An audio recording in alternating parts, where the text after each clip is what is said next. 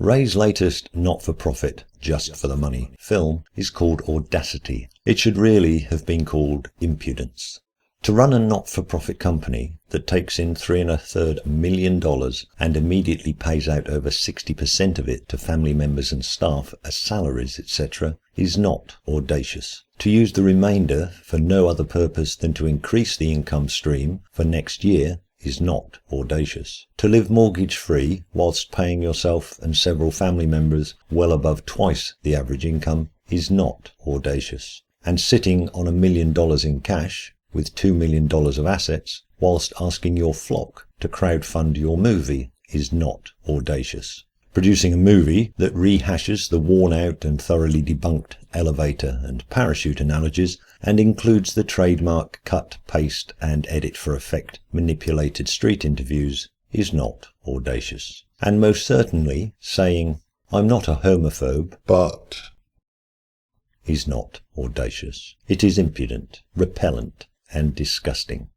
But do not look for honesty, integrity or sincerity from Ray. He is a snake oil salesman and nothing more. Had he any integrity, then his company's finances would tell a vastly different story, and he would never have made the film Audacity. You see, Ray is one who likes to trumpet the 10 Commandments. Now I know that the 10 Commandments are from the Old Testament, that 77% of the Bible which Ray claims no longer applies, but do not expect consistency from him. One of those 10 Commandments is to keep the Sabbath holy. From Exodus 31, "And the Lord spake unto Moses, saying, Speak thou also unto the children of Israel, saying, Verily my Sabbaths ye shall keep, for it is a sign between me and you throughout your generations, that ye may know that I am the Lord that doth sanctify you. Ye shall keep the Sabbath therefore, for it is holy unto you. Every one that defileth it shall surely be put to death.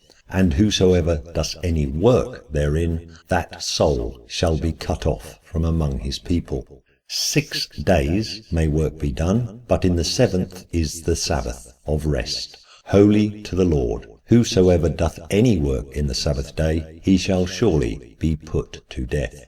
Wherefore the children of Israel shall keep the Sabbath, to observe the Sabbath throughout their generations for a perpetual covenant. It is a sign between me and the children of Israel forever. For in 6 days the Lord made heaven and earth, and on the 7th day he rested, and was refreshed. And he gave unto Moses, when he had made an end of communing with him upon Mount Sinai, 2 tables of testimony, tables of stone, written with the finger of God. Now here's a question for you. How many homosexuals do you think there are in the USA? Well, there have been several attempts to quantify this, and the figure would appear to be somewhere between 5 and 10%, perhaps higher. Now, how many American citizens do you think do not observe the Sabbath as commanded by God according to Ray's precious 10 Commandments? Now, of course, Ray's company is busy around the world, not just in the USA.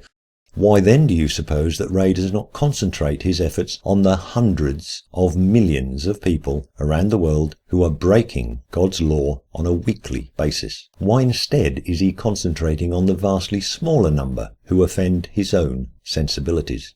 The answer, of course, is obvious. Ray, as always, is in it for the money and not the principle. If he had principles, or sincerity, or integrity, then he would be defending the 10 Commandments he trumpets so much, addressing the multitude who have fallen by the wayside, rather than the minority. But the Sabbath is a hard one to crack. No one observes the Sabbath, and so Ray would risk alienating his cash cow if he started berating them all about it, like a preacher who actually believed in what he preached. Much better to fall back on the time-honoured, tried-and-tested Christian practice of scapegoating. Ray can comfort his flock into ignoring the fact that they daily break dozens of the over 600 commandments given by God to his chosen people, because they can point their ignorant, bigoted fingers at homosexuals, scapegoating their own guilt onto a minority and feeling smug about themselves for the rest of the day.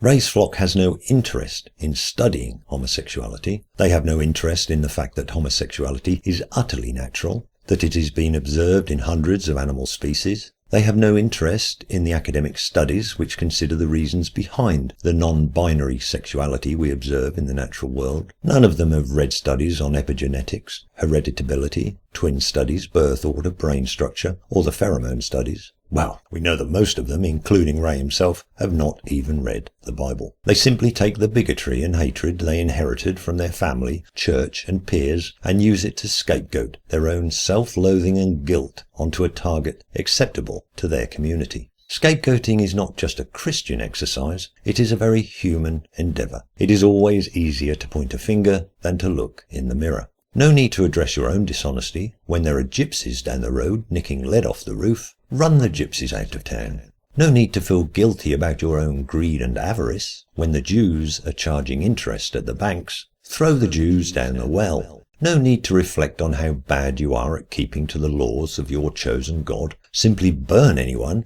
who does not swear allegiance to the creed you fail to follow.